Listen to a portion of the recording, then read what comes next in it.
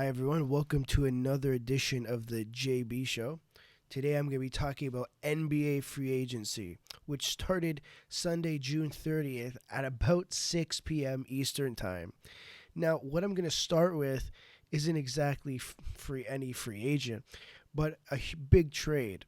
Now, a couple weeks ago, it was announced that Anthony Davis was going to be traded to the LA Lakers.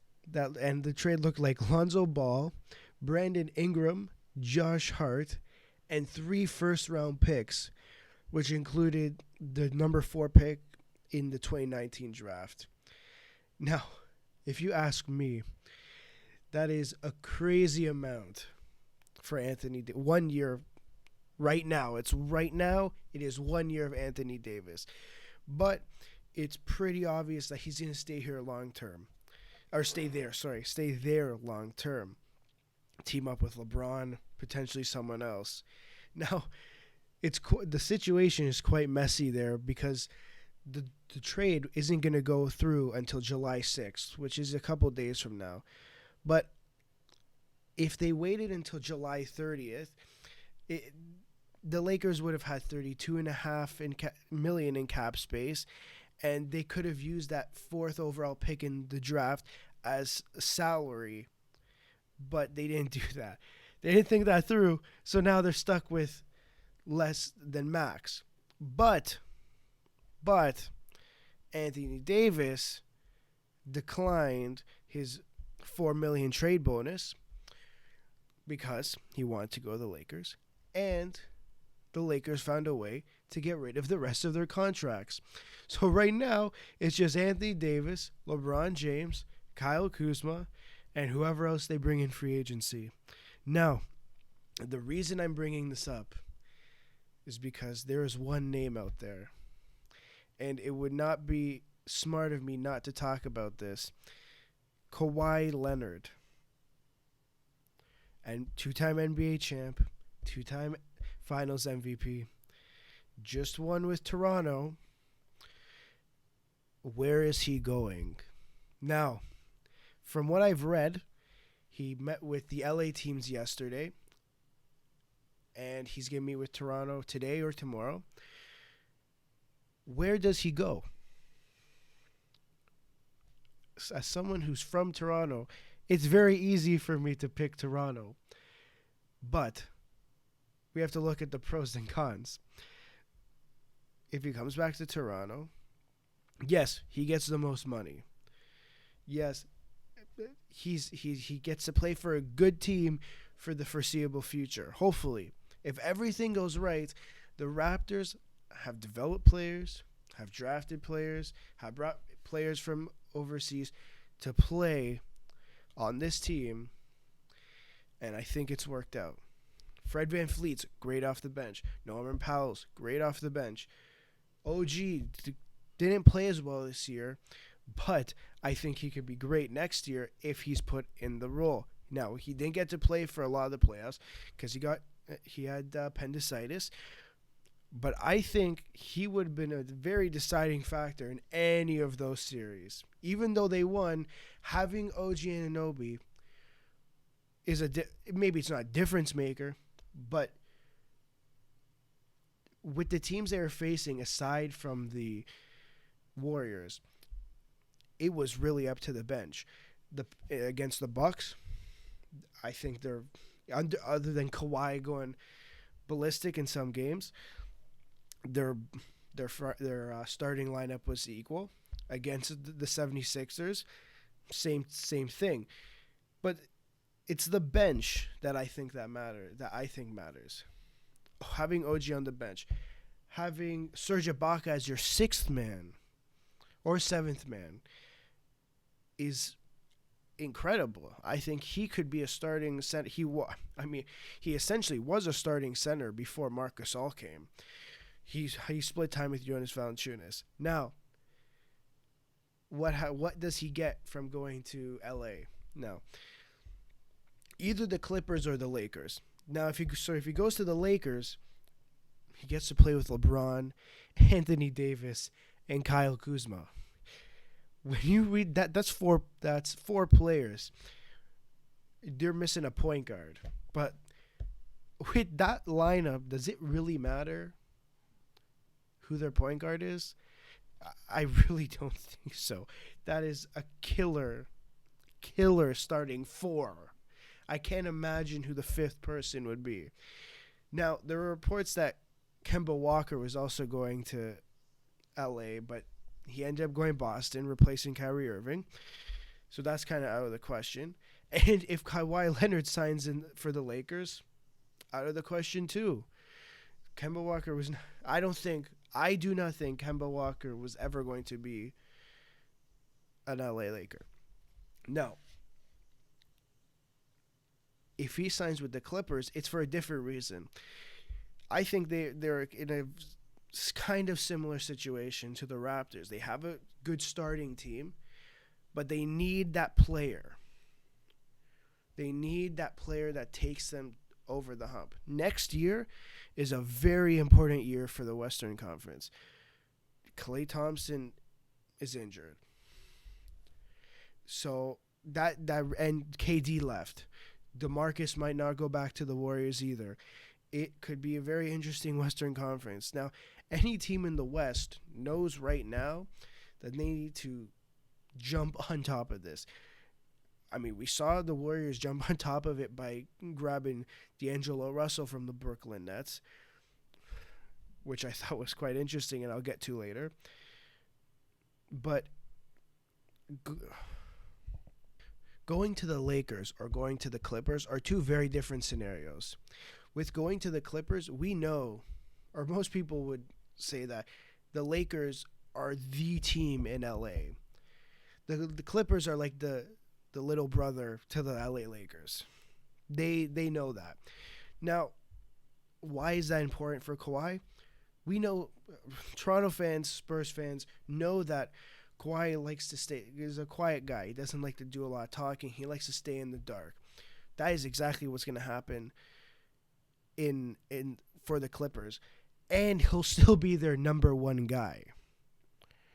He's surrounded by good talent, and he is their number one guy. The exact same way that when he got traded to Toronto, he was their number one guy and surrounded by great talent. Kyle Lowry, Pascal Siakam, at the time Serge Ibaka and Jonas Valanciunas, and then Marc Gasol and Serge Ibaka. And he's going closer to home. He's closer to San Diego. Yes, is 2 hours away, with traffic, with no traffic, but it's still closer home. Instead of flying from Toronto to LA, it's a 2-hour drive. Now, some people would say that being close to home doesn't really mean anything to Kawhi. It's about winning. He can win, I think, with any three of those teams. Any three of those teams that I just mentioned, they can all win in the future, in the next year, the next 2 years, and the next 3 years. Now it's up to him. He knows Toronto. He knows that the medical staff here is great. We saw with the load management that there were minimal issues he had with the medical staff. Now, I don't know what it's going to be like in LA for either team, but that's going to be a huge factor for him. The medical staff and winning. And I think Toronto offers both of those opportunities, and he can continue to win. He can continue to get treated properly by medical staff. I think he stays in Toronto. My opinion. I've heard that he stays in Toronto for a year and then one year player option. I think he stays here for longer.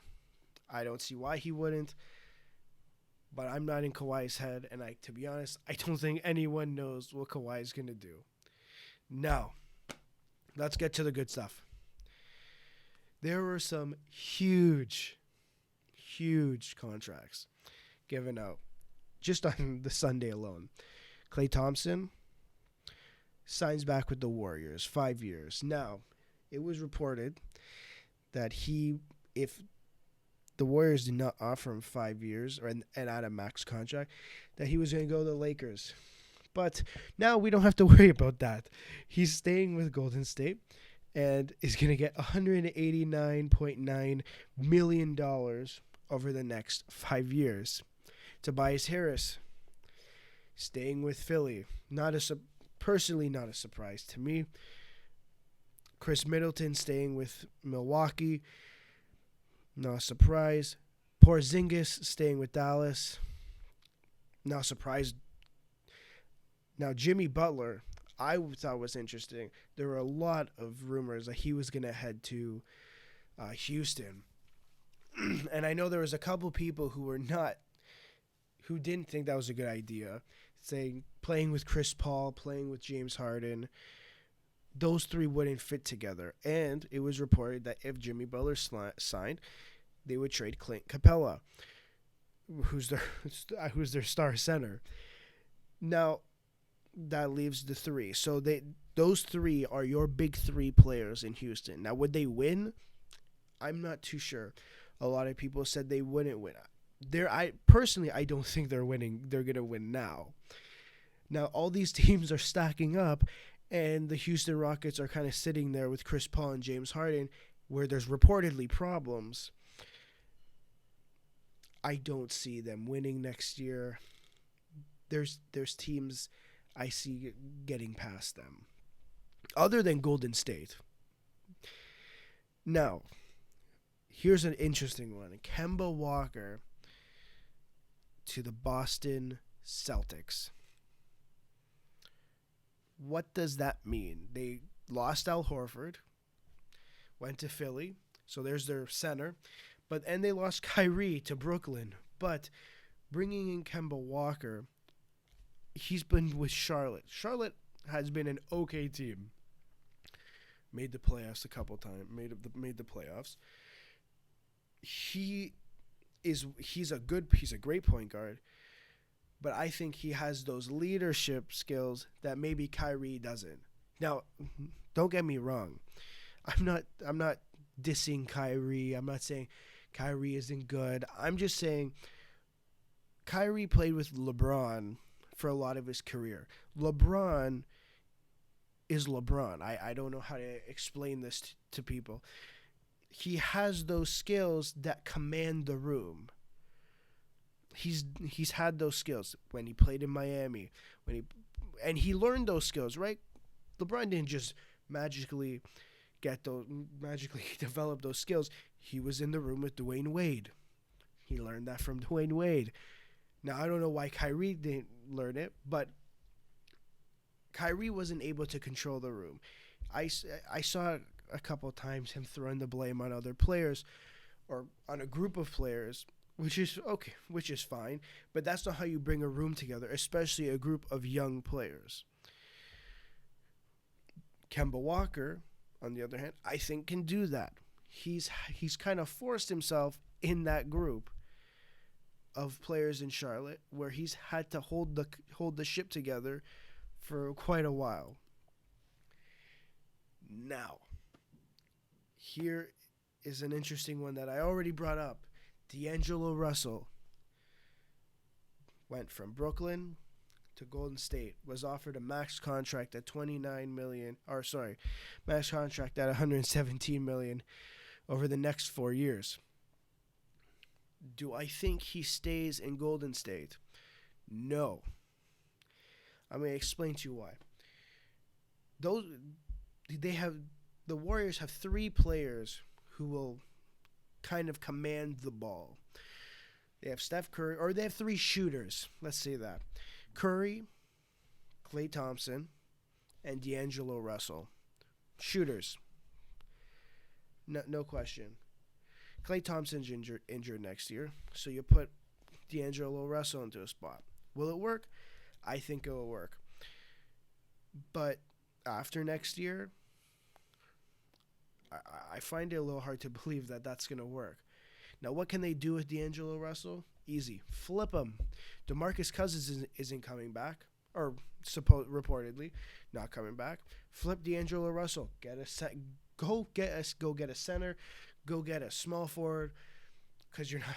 I mean, they're pretty much. They got power point guard, shooting guard, and power forward basically set. You're either getting backup guy, you're getting bench players, or you're getting a good small forward or center with D'Angelo Russell. I find it hard to believe that they can fit all those players into one team and it not completely crumble, because D'Angelo Russell wants the ball as well. Klay Thompson and Steph Curry have that chemistry together where they're like, distributing the ball back and forth. Throw D'Angelo Russell, that's a third player who wants the ball. Now that's a whole different story. That's my exact same reasoning for why Jimmy Butler went working in Houston. Yeah, Chris Paul went to Houston because he wanted the ball less, or get the ball through him less. So that's why James Harden is there. But now you're saying, you know what, James, give some of the ball to Jimmy. Chris, give some of the ball to Jimmy. It's not gonna go well. That's why D'Angelo Russell's not gonna be next July 1st, if Klay Thompson has fully recovered and is confirmed to play the 2021 season. I do not think that D'Angelo Russell will be a Golden State Warrior. I'm not going to tell you where he's going to be because I don't even know. I can't even think about it. But I'm telling you right now, I do not think he's going to be a Golden State Warrior. Now, they may flip him now. I find that hard to believe. But maybe there's a good trade out there that will get him something. I just don't think that's a possibility. Now, last but not least, the two biggest signings in this year's free agency, Kevin Durant and Kyrie Irving to the Brooklyn Nets. The Brooklyn Nets just added an all-star point guard and an all-star small forward to their team. Are they favorite? I can't even say it that they're favorites. I still can't get over the fact that they've both signed with the Brooklyn Nets. Now, it was reported that they were going to the same place, whether it was, I don't even know what the other options were for both of them to go, because it was reported KD was going to the Clippers. I don't think Kyrie would follow him there, but the New York Knicks, only other option.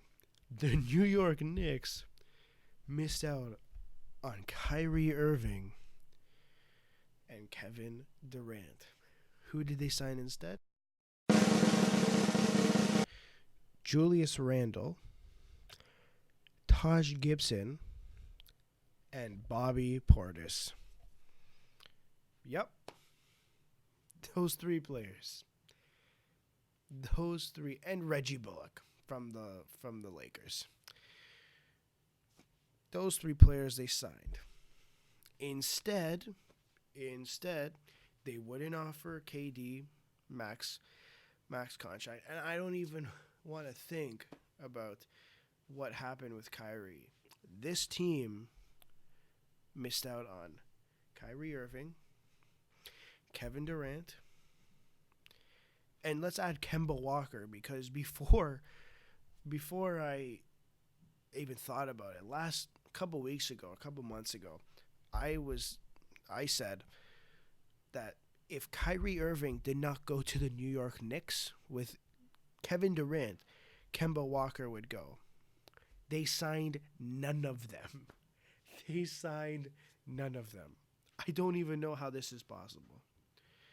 Now, I'm going to let you listen to a 2-minute clip of Stephen A. Smith giving it to one of his callers on his show about the New York Knicks not being the only team in New York. I think that I think that Durant and Kyrie, they just took a safe bet. I'm originally from New York. We all know there's only one team in New York. If you don't make it in New York, you get bounced out, man. What's the only one team in New York? It's the Knicks. Everybody knows that. Goodbye, man. Have a nice day. I'm not taking it.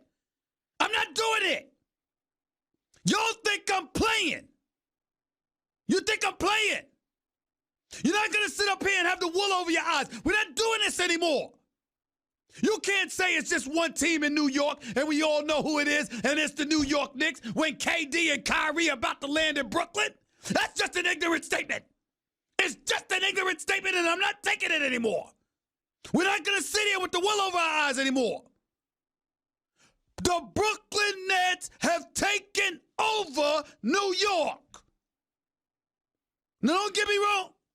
If the New York Knicks find a way to come out there and they win games, and they end up making the playoffs, we got a different discussion. I get that. But right now, and for this offseason, and until the Knicks become respectable again and win games instead of going 17-65, there is a new team in New York City, and they are the Brooklyn Nets.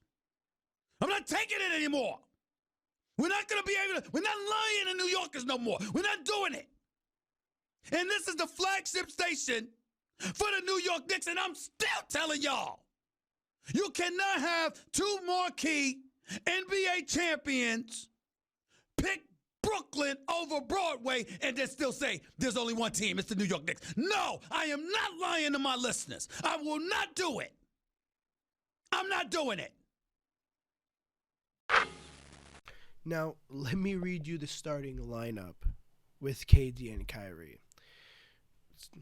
Expected starting lineup. And let me add that the Nets, also took DeAndre Jordan from the New York Knicks, who they got in the Kristaps Porzingis trade, which the Knicks made because they thought they were going to get 2 max contracts. And how many did they get? 0. So let me get back to the starting lineup. Point guard, Kyrie Irving. Shooting guard, Spencer Dinwiddie, who can also play point guard, but in this scenario, he's playing shooting guard. Small forward, Caris LeVert. Power forward, Kevin Durant. And at center, DeAndre Jordan. Now, I'm looking at this team, and I'm saying, wow.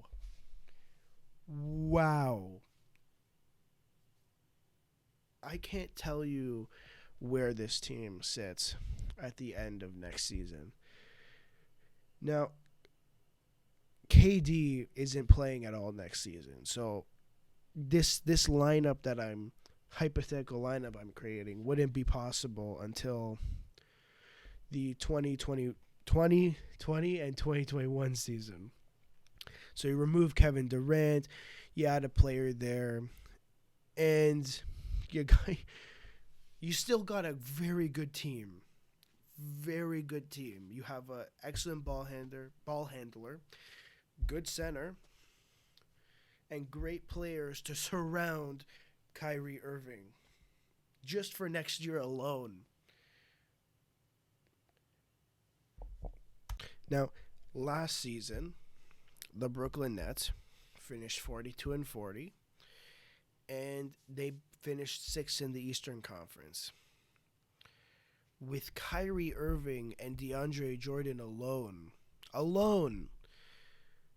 those 2 additions make it to the 5th seed, at least past the Indiana Pacers, who finished 5th last season. Maybe the Boston Celtics. I'm pushing it there. I think I'm pushing it a little bit. Now, let's say KD played next season. Where would this team finish?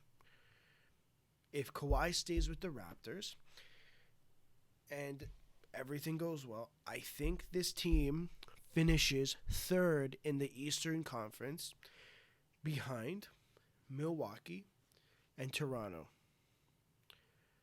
Now, listen, maybe Milwaukee doesn't have a good season. They lost one of their players. They lost Malcolm Brogdon to Indiana, which strengthens Indiana. But I'm talking about a team with Kyrie Irving, Kevin Durant. Those 2 players alone will push you into the playoffs. They'll push you to the 6th seed, 5th seed, 4th seed, plus DeAndre Jordan, plus all these other players I'm talking about. I don't see a reason they don't make at least the top 4. That team is incredible. That team is absolutely incredible.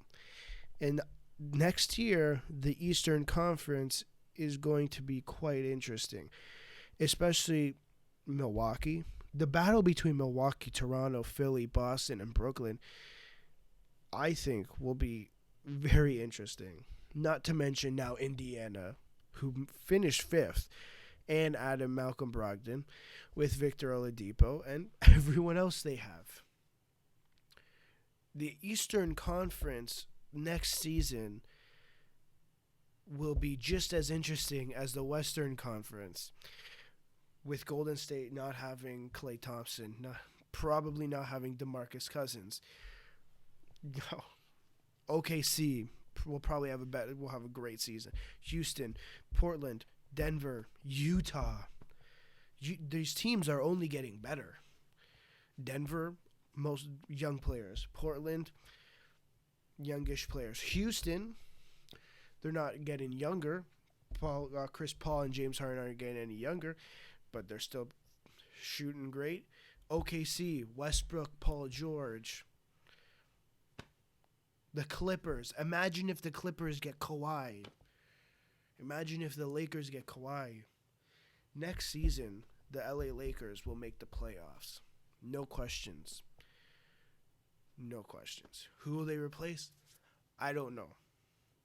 But next season, with the injuries, with the new additions to teams, the NBA is going to be quite interesting. And I'm going to be honest. I can't tell you who's going to win. I can't tell you Toronto's going to repeat. I can't tell you Golden State's going to win again. I can't tell you the Lakers are going to win. I can't tell you the Nets are going to win. I don't know how these teams are going to play. Now, the Nets are going to have quite some work to do this summer, getting all these players integrated with each other, getting in the same chemistry. Now, thank you for listening to another rant that I just gave. If you want to leave some comments down below, tell me what you think of the signings. Tell me who's going to win the NBA championship next year, who's going to finish with the best record. Please leave a comment. Thank you.